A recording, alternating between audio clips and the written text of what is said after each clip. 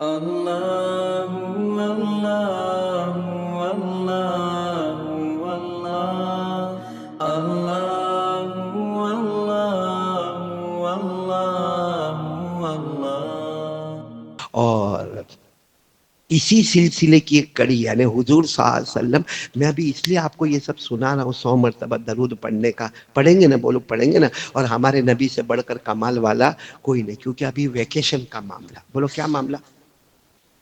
Vacation میں بہت گڑبڑ ہوتی ہے بھائی، ساپوتارا، گوا، پھر کوئی ادھر کوئی ادھر، جاوے، کوئی حرج نہیں ہے بھائی، ویکیشن ہے، گیا اپنی بیوی کو لے کر، اپنے بچوں کو لے کر، مگر نمازیں چھوڑ دینے کا، درود شریف چھوڑ دینے کا، ہاں، وہ موبائل پہ کھیلتے کھیلتے جانے کا، یہ موبائل تو قسم اللہ کی ایسی لعنت ہے، ایسی لعنت ہے۔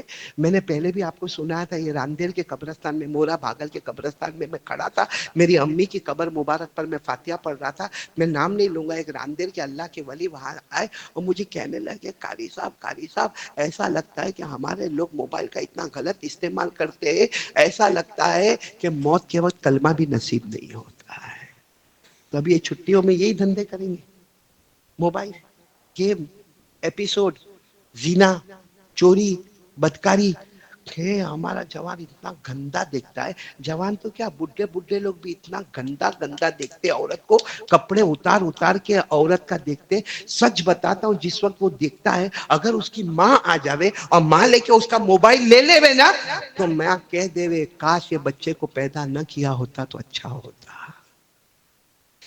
اس لیے میرے پیاروں، یہ اب ویکیشن کا موسم آیا ہے، زیادہ سے زیادہ اپنی زبان کو تر رکھو، 3 کام کرتے رہو، ایک تو اللہ اللہ، بولو اللہ اللہ، کم سے کم 300 مرتبہ بولو، کیا پڑھیں گے؟ اللہ اللہ، اور اس کا فائدہ کیا ہوگا؟ ہم اللہ اللہ اللہ اللہ اللہ اللہ اللہ اللہ اللہ اللہ، اگر ہم نے 300 مرتبہ پڑھا، فائدہ کیا ہوگا؟ اللہ نے فرمایا فَذْكُرُونِي اذکرکم واشکرونی ولا تکفرون۔ اللہ تبارک و تعالیٰ نے کیا فرمایا؟ او میرا بندہ، او میرا بندہ، اللہ فرماتے میرا بندہ مجھے یاد کر لے، تو یاد کرتا رہے گا، میں تجھے یاد کرتا رہوں گا، تو مجھے یاد کرتا رہے گا، میں تجھے یاد کرتا رہوں گا۔ تو میرے دوستو، کون کون تیار ہے روزانہ 300 مرتبہ کیا کرنے کا؟ اللہ اللہ، اور دوسرا کام کیا کرنے کو میں نے بولا آپ کو؟ 100 مرتبہ، 300 مرتبہ اللہ اللہ، یہ شیخ بہاؤالدین نقشبندی رحمت اللہ علیہ نے فرمایا، اور 100 مرتبہ درود پاک۔ اور درود پاک بھی ایسا نہیں کہ 100 مرتبہ پڑھوں گا کتنا ٹائم جائے گا، آسان طریقہ، صلی اللہ علیہ وسلم صلی اللہ علیہ وسلم صلی اللہ علیہ وسلم پڑھتے جاؤ، بیچ میں کہیں کہیں پورا درود ابراہیم پڑھ لو، ایسے کرتے کرتے 100 پورا کر لو، قیامت میں جہنم تو دور کی بات، جہنم کا دھواں بھی ہمارے قریب نہیں آئے گا۔ اور اس سے بڑھ کر کیا کمال ہوگا؟ نبی ہمارے سامنے ہوں گے، اپنے ہاتھوں سے کوثر کا پانی پلا رہے ہوں گے، بولو سب کریں گے نا انشاءاللہ۔ اور دیکھو ابھی یہ شادیوں کا سیزن آیا ہے، کس کا سیزن آیا؟ اس میں 2 باتوں کا بہت خیال کرو شادیوں کے سیزن میں آج الگ الگ باتیں کر رہا ہوں ویکیشن کی وجہ سے۔ شادیوں کا سیزن میں 2 کام کرو، ایک تو شادی میں اگر آپ کو ایسا لگے سامنے والا غریب ہے، یا سامنے والا مرد کا خاندان غریب ہے، یا عورت کا خاندان غریب ہے، تو ہو سکے تو تھوڑی مدد کر لو، بولو ہو سکے تو تھوڑی۔ میں آپ کو جلدی بتاؤں، ایک صحابی جن کا نام ربیعہ، بولو کیا نام؟ آواز نہیں آ رہی، بولو کیا نام؟ ربیعہ، بہت غریب بہت غریب بہت غریب، اللہ کے رسول نے فرمایا شادی کرو، اللہ کے رسول، یہاں خود کا پیٹ نہیں بھرتا، خود کے کپڑے پورے نہیں ہوتے، اللہ کے رسول شادی کی کیا؟ ہمارے نبی نے کیا فرمایا؟ جاؤ وہ گھر میں جاؤ، وہ زمانے میں لوگ کیسے تھے، ہمارے نبی نے فرمایا وہ گھر میں جاؤ، گھر میں جاؤ، اور وہ گھر میں جا کر کہو کہ اپنی لڑکی تم کو دے دے، اور کہنا محمد کا حکم ہے۔ اور ربیعہ گئے، تھوڑی دیر میں تو ان کا چہرہ ایسا خوشی سے مچل رہا تھا، ہمارے نبی نے کہا کیا ہوا؟ کہا قبول ہو گیا۔ بولو کیا ہو گیا؟ قبول ہو گیا۔ وہ لڑکی والوں نے قبول کر لیا، تو ہمارے نبی نے فرمایا ٹھیک ہے قبول کر لیا تو بہت اچھا۔ تو ربیعہ نے کہا قبول تو کر لیا، میرے پاس تو رہنے کا گھر بھی نہیں ہے، میں تو سڑک پہ سوتا ہوں، میں تو راستے پہ سوتا ہوں۔ تو ہمارے نبی صلی اللہ علیہ وسلم وہیں پر ایک صحابی تھے جن کا نام تھا حارثہ، بولو کیا نام تھا؟ حارثہ۔ ہاں حارثہ ادھر آؤ، کتنے گھر ہے تمہارے پاس؟ حارثہ نے کہا 2 گھر ہے. کہا کیا کرتے ہو؟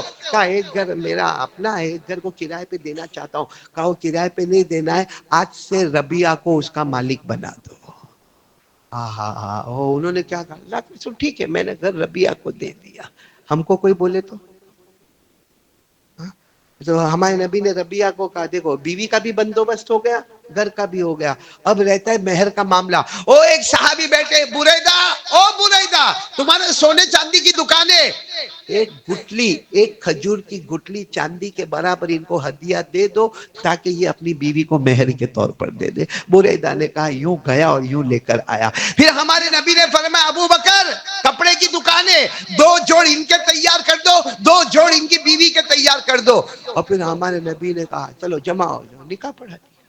ارے بولو نکاح پڑھا دیا. اب نکاح ہو گیا تو کہا کہ ربیعہ تمہارے ولیمے کا معاملہ باقی رہتا ہے, عثمان کل بکرے کاٹ دینا اور ولیمہ کروا دینا. بولو سبحان اللہ. ہو گئے نکاح, ہو گئے, ابھی شروع ہوئے اور ابھی مکمل ہو گئے.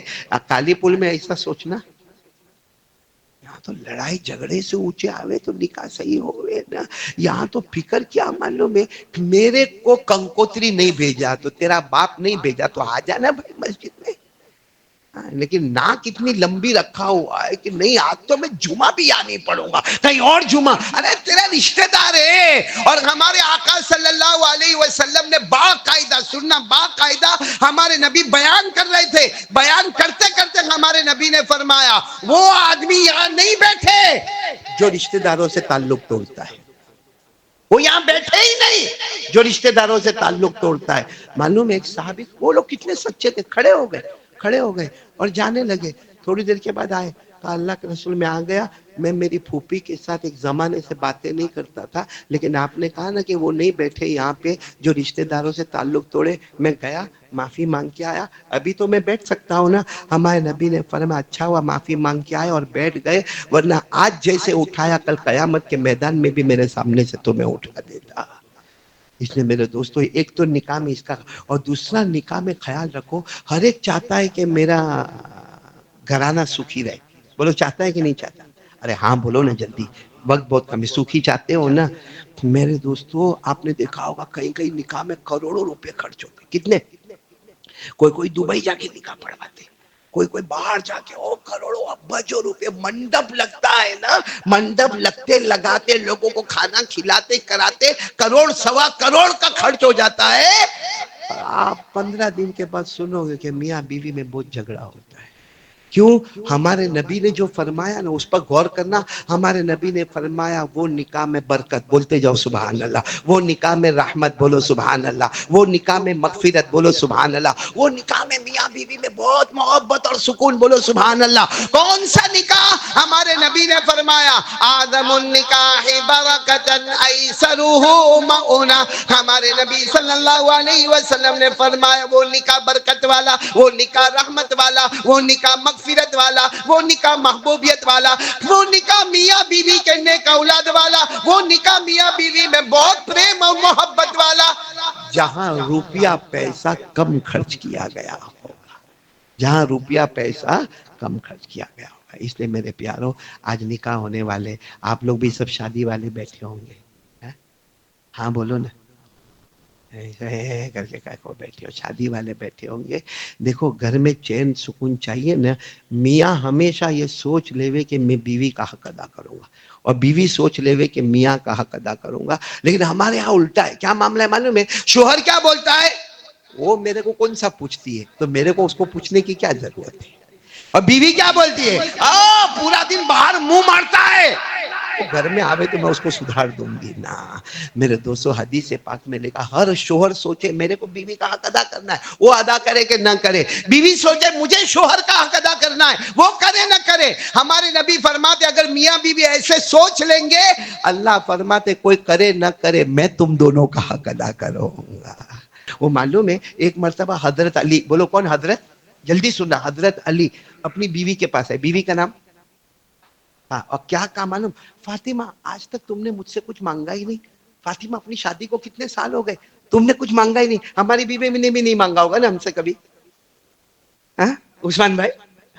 وہ حضرت علی کہہ رہے فاطمہ تم نے کبھی کچھ تو فاطمہ نے روتے روتے کہا میرے ابا نے منع کیا تھا، میرے ابا نے رخصتی کے وقت کہا تھا علی غریب ہے، کوئی بھی ایسی چیز مت مانگنا کہ علی کو تکلیف ہوئے، اس لیے میں نے آپ سے، تو حضرت علی نے کہا آج مانگ لے، کیا مانگتی ہے مانگ لے۔ وہ بیچاری فاطمہ نبی کی بیٹی تھی، جانتی تھی علی، بولے ایک کام کرو، ایک انار لے کے آؤ، انار، انار سمجھتے ہو، داڑم، داڑم، کیا لے کر آؤ؟ انار یعنی داڑم لے کر آؤ۔ تو حضرت علی فرماتے میرے جیب میں پیسہ تھا 1 دینار، کتنا؟ اور 1 دینار کا تو بہت اچھا داڑم ملے گا۔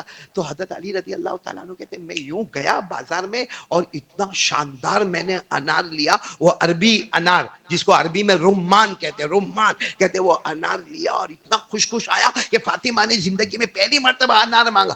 ابھی تو کہتے ہیں میں اپنے گھر کے دروازے پر پہنچنے والا تھا، ایک بڈھا ملا، کہا علی انار دے دینا، انار دے دو۔ تو حضرت علی کہتے میں نے یوں ہاتھ میں رکھا تھا، تو میں نے کہا نہ میری بیوی نے زندگی میں پہلی مرتبہ کہا تم جوان ہو، تمہاری بیوی جوان ہے، کما کے واپس لے لینا، میں بڈھا ہوں، میری بیوی بڈھی ہے، ہم کہاں جائیں گے مانگنے کے لیے، اور 3 دن ہو گئے ہم نے کھانا نہیں کھایا، انار دے دو نا۔ تو حضرت علی نے وہ انار دے دیا۔ اب پیسے جیب میں نہیں، اب گھر میں آئے تو چہرہ دیکھ کر ہی فاطمہ سمجھ گئی۔ فاطمہ نے کہا کیا ہوا؟ کچھ نہیں ہوا، بس وہ انار بعد میں لے کے آؤں گا۔ بولو انار بعد میں۔ ابھی تو حضرت علی نے فرمایا انار بعد میں لے آؤں گا کہ اچانک کسی نے دروازہ پر کھٹکھٹایا، حضرت علی نے دروازہ کھولا، حضرت سلمان فارسی، بولو کون؟ حضرت سلمان فارسی ایک ٹھیلا لے کر آئے اور کہا 9 انار پیارے نبی نے تم کو بھیجا ہے۔ کتنے انار؟ یہ دیکھو دیکھو میرا ہاتھ دیکھو، کتنے؟ 9۔ ہم ہوتے تو او فاطمہ دیکھو کمال، دیکھو تمہارے ابا نے کتنے بھیجے۔ حضرت سلمان فارسی نے کتنے انار لے کر آئے؟ 9۔ حضرت علی نے کہا غلط ایڈریس پر آ گئے، میرے کو نہیں بھیجا ہے، نبی نے بھیجا ہوگا، میں انکار نہیں کرتا، لیکن ایڈریس غلط ہے۔ تو حضرت سلمان فارسی نے کہا اللہ تمہارا ایڈریس دیا؟ کہا میرا ایڈریس ہو ہی نہیں سکتا۔ کہا کیوں؟ کہا کیونکہ میں نے ایک اللہ کے راستے میں دیا، اللہ کا وعدہ ہے 1 کے بدلے 10، 9 میں تھوڑی کام چلتا ہے۔ اللہ کا وعدہ ہے من جاء بالحسنۃ فلہ عشر امثالها، اللہ کا وعدہ 1 دو گے 10 لوگے، تو میں 9 کائے کو لوں؟ تو حضرت سلمان فارسی نے ٹھیلے میں سے کون نکالا، کہا میرے نبی نے کہا تھا میرے علی کا امتحان لے لینا، دیکھنا چاہتا ہوں نظر مال پر آتی ہے یا نظر قرآن پر آتی ہے۔